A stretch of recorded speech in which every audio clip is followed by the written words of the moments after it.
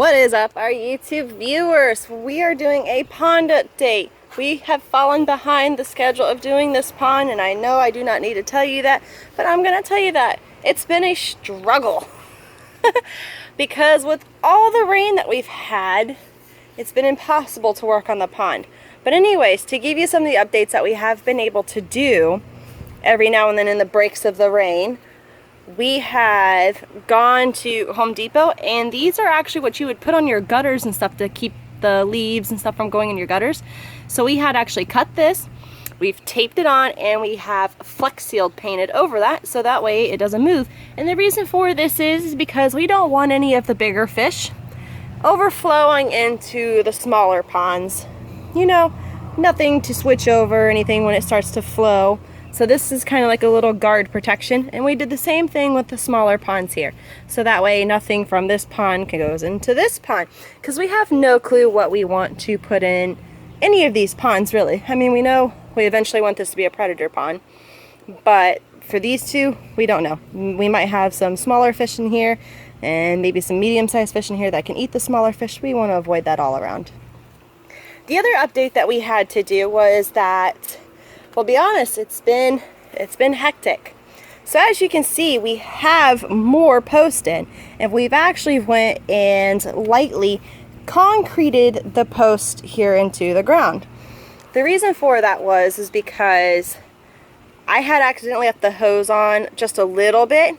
So by the next morning, it got to fill up all night. All of these ponds were filled up to the top. And it's kind of a good thing that it happened because, you know, before we've gone and made everything really nice, we got to see the problems that we had structurally and, you know, other problems like overflow problems, because this was completely filled top level with water.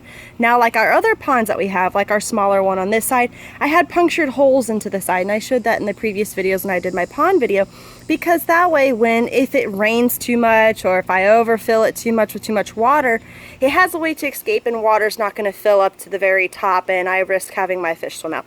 Same thing with our smaller pond that's over there that way. It's got like a backup emergency overflow system, so therefore the fish don't get floating all the way up to the top. So what this showed us is that we're going to need to, here in the smaller pond and possibly in the bigger pond, do an emergency overflow system, just where if the water gets too high, say if the pump were to shut off and there be no continuous cycle, or even while the pump is on and say it rains for 10 days straight like it has been, and the water level rises, well, we need a little emergency overflow system, so that way the fish aren't at the top surface around the whole entire border of this and they risk getting out, jumping out, or anything like that.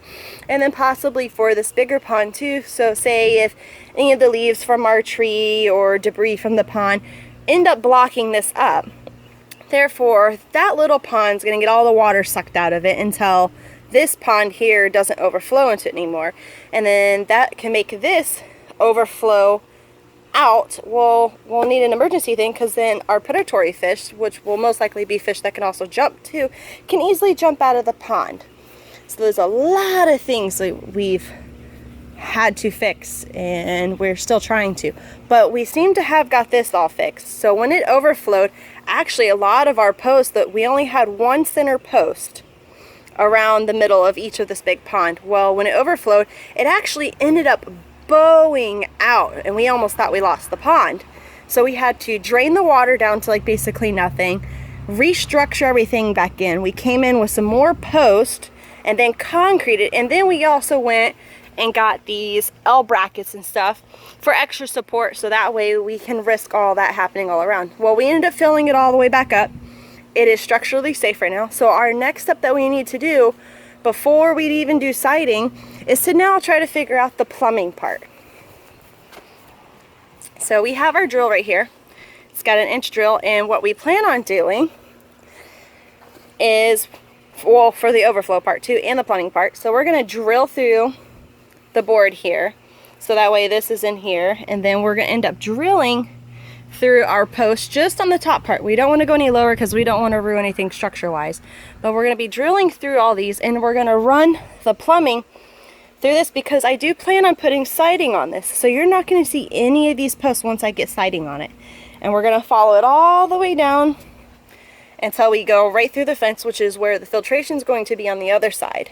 Then the next step is, on the filtration on the other side, we're going to run a long plumbing down this way, and we're going to kind of have like a waterfall effect, and then another one this way, so that way there's circulation on this side and there's circulation on this side.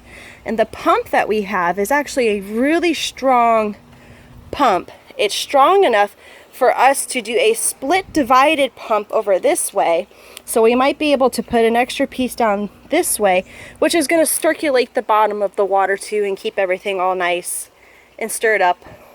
Well, when I say stirred up, I don't mean like messy, but keeps everything flowing all in one circular motion.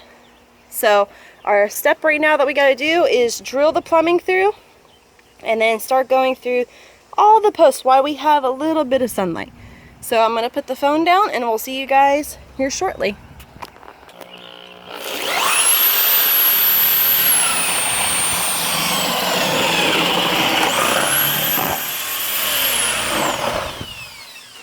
Ta-da! So this is going to be our plumbing line. I'm trying to push some of this sawdust back in there. It's nice and warm in there. But yeah, that's going to be our plumbing line. And then we're going to do another one for just in case for overflow. You can see the plumbing pipe fit through it perfectly. So this way we don't have to have our plumbing pipe going up and over. It's just going to go straight through. And we have Flex Seal paint, so everything is going to be Flex Sealed off, so there's no leaks whatsoever. And anyways, we don't have to worry too much because this is higher than the overflow line over here from into the other pond. So I don't think any water is going to be going into it, but if the scenario happens like where I talked about, if stuff were to get clogged up and having the emergency overflow part over here, we should still be good.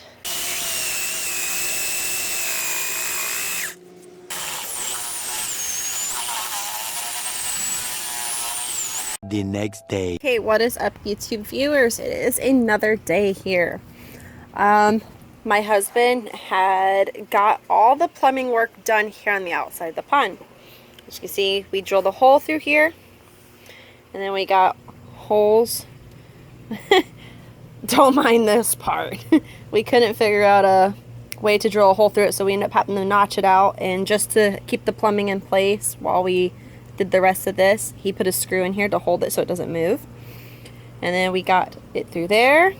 Now this is a smaller plumbing pipe that goes into this side, and what this is for here is that because this is a super strong pump, I mean it's really strong, so when it comes up through there and it goes this way and stuff, some of it's going to get directed this way through the smaller plumbing. We have it done over in the other pond, and that's going to circulate the bottom. That's what I was talking about in the last video. And then the rest of it is going to continue to go this way, which then is going to go through that pipe through the fence, which is going to go to the filtration on the other side, which the filtration system is what we're going to be working on now. And then once we have the filtration all done, we're going to be between these panels here, we're going to make kind of like a waterfall effect. We got some leftover wood, and we plan on kind of like from here to the fence panel with the pipe on the outside, and it's going to run on both sides of this pond, which is going to cause circulation and a lot of oxygen for this side. So everything is going to have a circular motion, and it's going to work out very, very well. My husband did a dry run on this already with this pump, and it did exactly what he wanted it to do. And went through this, water came out here, and water also came out over there. So now, like I said, the next step is working on the filtration. So we're going to go over to the other side and start working on that.